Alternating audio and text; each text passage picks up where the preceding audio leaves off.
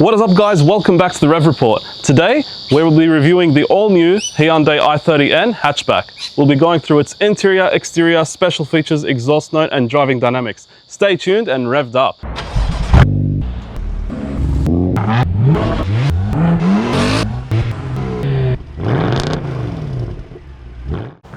So here we have the car in all its glory outside.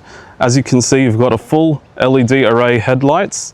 You've got those nice red accents all around, and you've also got the sporty N grille at the front and the nice lip at the front with the sporty body kit.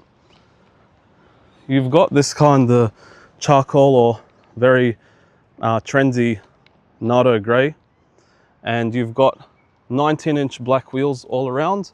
They're 235 wheels at the front, along with 235 19s at the rear. Going to the side, you've also got the nice red N accented side skirt, black side mirrors, along with this model comes with a panoramic sunroof as well. And you've also got keyless go in this car. Pretty basic side look. You've got red brake calipers for that extra 10 horsepower per wheel, and pretty much solid brake discs, but they've got a lot of punch to it, as you'll see in the driving video. Coming to the rear, you've got a really nice, sporty, handsome looking rear with not so full LED tail lights, but you've got pretty much halogen reverse and indicators and LED brake and nighttime lights. You've also got rear fog lights, which are halogen as well. And you've also got a nice little diffuser with double real exhaust tips. How cool is that? At the back, you've also got this nice sporty spoiler with the triangular brake light, third brake light. And yeah, you've got a reversing camera as well at the rear. You've got front and rear parking sensors, blind spot monitoring. So going into the engine specs, this car makes 206 kilowatts and 392 Newton meters of torque, mated to just the front wheels via either an 8-speed dual clutch automatic or a 6-speed manual. Pretty healthy for a hot hatch.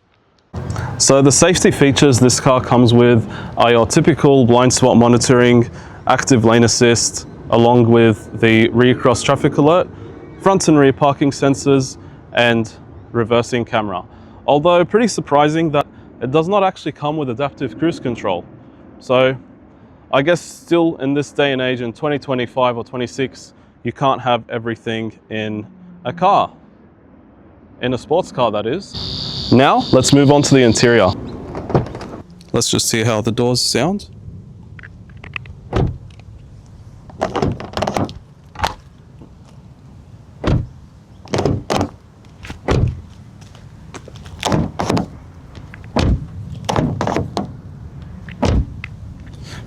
Pretty standard for a Korean sports car. Like, it's not really a German type of thunk, but it's got something. You've got a really nice looking dash. It's all pretty much quality, like everything that you touch, you don't have any rattles and it's quite smooth. You do have some plastic and a lot of piano black, as you can see here in the middle. Unfortunately, this is the day and age that we live in, where there's a lot of piano black and plastics. But like pressing buttons, you know, everything just does feel quite solid, especially for a car of this class and this quality. You've got really nice bucket seats. You've also got the end that lights up as well. So it actually lights up when you do start up the car, and they're pretty much Alcantara all around. So you've got really nice, comfy seats actually for daily, but also sporty when you need them to be. So yeah. Coming into the infotainment, you've also got Apple CarPlay, Android Auto, which is wireless. You've also got a USB-C to plug in your phone. And you've also got, so that's the USB-C there, and a normal USB-A as well. and you've got a car charger as well to plug in your auxiliary outlets. Coming into the interior here to the center, you've got all sorts of buttons for your heated steering wheel, so that's your heated steering wheel there, your heated seats for both passenger and driver, stability control, sport and off, your camera view, and your parking sensors on and off. And that's your 8-speed gear shifter as well. That's your AC controls here. I believe it's dual zone, and a lock button there, along with the hazards, and your big 12-inch, I believe, infotainment display.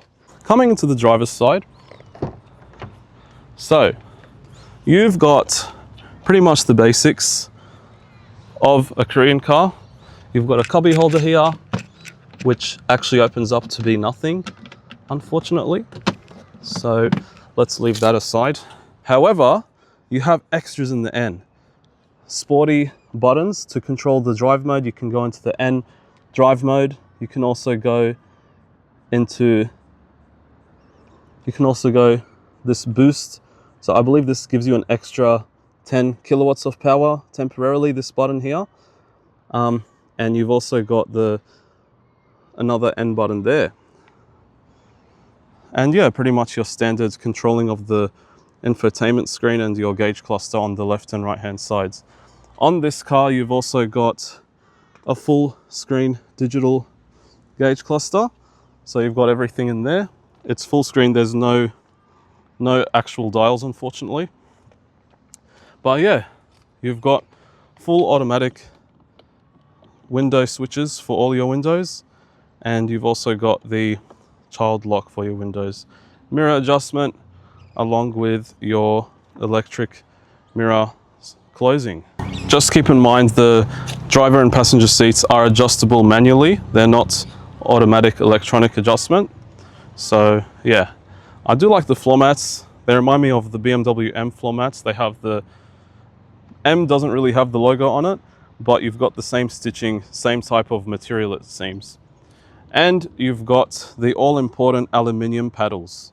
So coming into the rear, seating area at the rear is pretty comfortable. Like, I have plenty of foot space, but I also have decent head space. I mean, it could be better, but just to show you the foot space as well. As you can see, I've got plenty of foot space. And this is behind my driving position as well. You've got 2 USB-C ports. Now, let's hear how it sounds.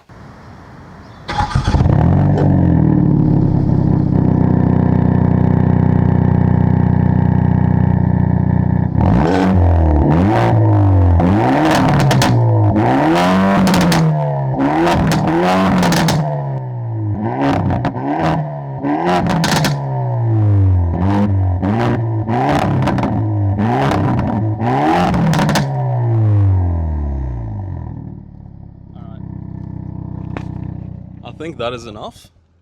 I reckon that sounds pretty good for a 4-cylinder Korean car. So let's continue on to the driving.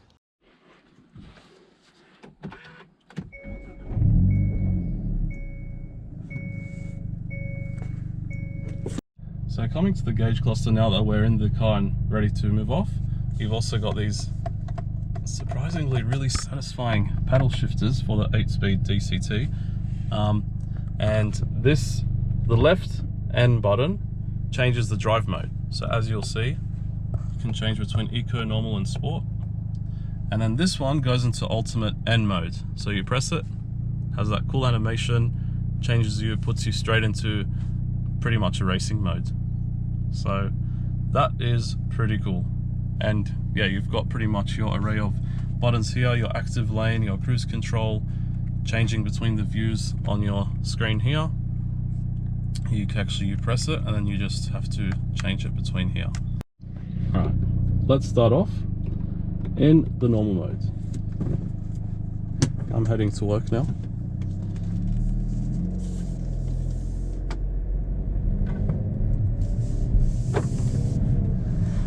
You've got this really nice touch screen as well. Auto headlights, auto wipers as well.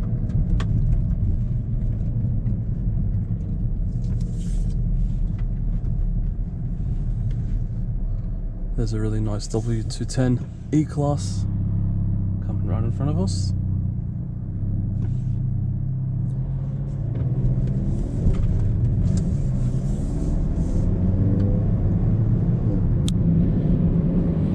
So just driving it in this normal mode, it feels pretty sensible, pretty standard. You know, you've got all the switch gear that it looks like you're in a sporty car, but the drive is really actually standard. Let me adjust the steering a little bit.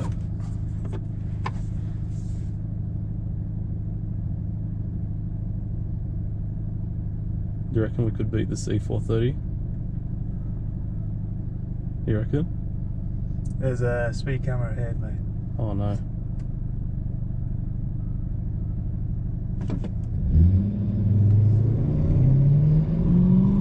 That was too fast for me.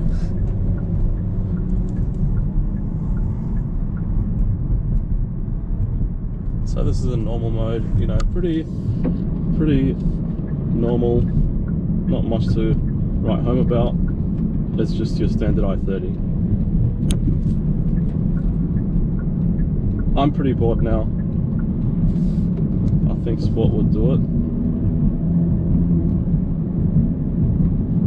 You get that extra rumble from the exhaust, open valves.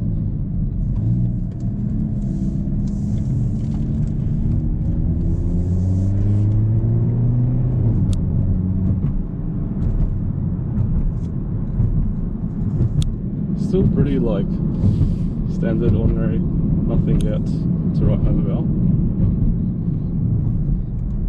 Let's put in N mode. Can definitely feel the road more. Oh my gosh. It's laughable how much you can feel the road compared to the normal mode. It's insane. But definitely you feel like you're ready to pounce in this mode. I don't know what this car in front of us is doing, but let's just let them be.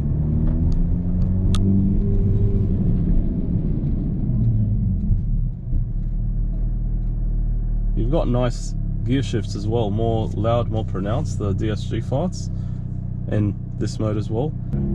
So you just go through the infotainment to change any more settings with the drive mode. And as you can see, you can change from the engine all the way to the exhaust sound and suspension, the differential as well. It's pretty insane. You have high level of customization here, things that you won't see in an M2 for sure.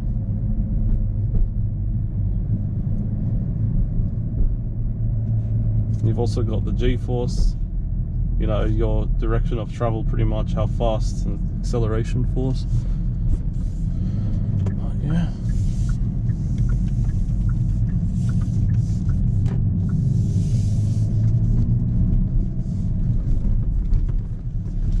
So I'll put in manual mode as well.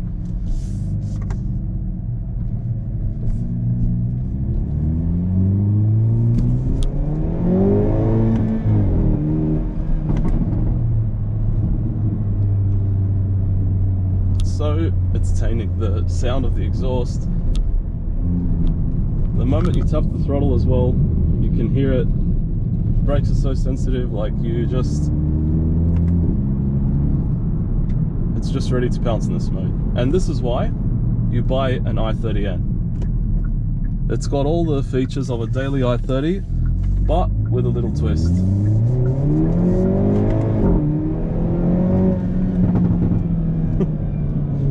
Oh, that whine from the turbo is so good.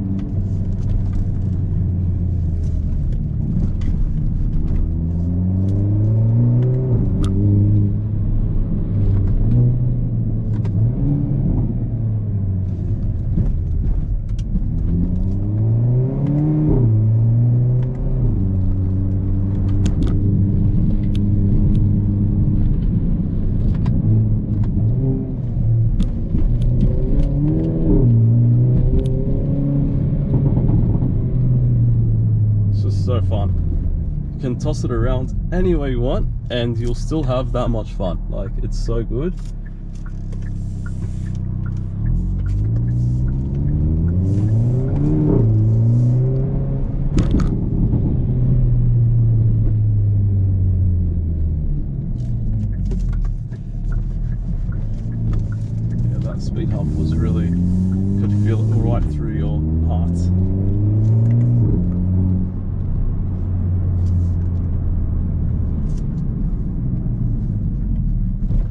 how you've got the active steering in this car. Like, it just makes it the perfect daily as well.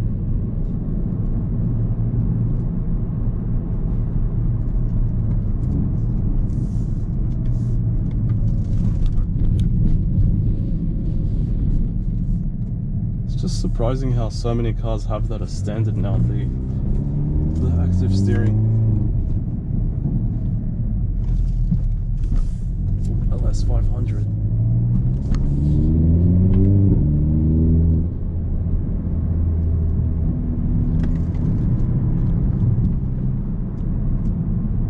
And the seats hug you so nicely, like they're so supportive around the waist and around your thighs as well.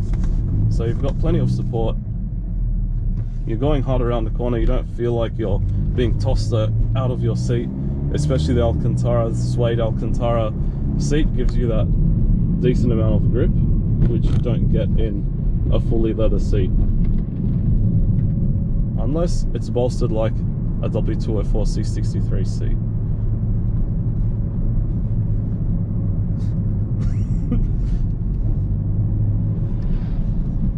I think I ended up at the nicest view at Breakfast Point without following the map. Not where I wanted to go, but at least we got here in a nice driver's car. Let's just go around. I don't know if the street goes out, but let's see. It's a really nice area. So just hearing how the sound system sounds like.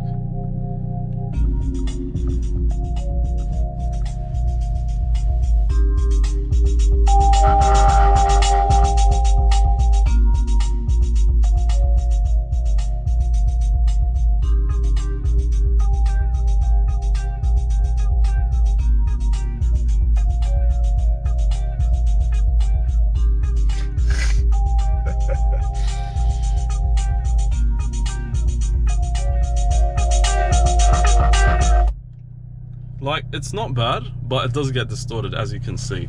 Even when reducing the bass, it was still distorted at the end there. So let's just put it back to what the owner had it at. But yeah, There's no bass.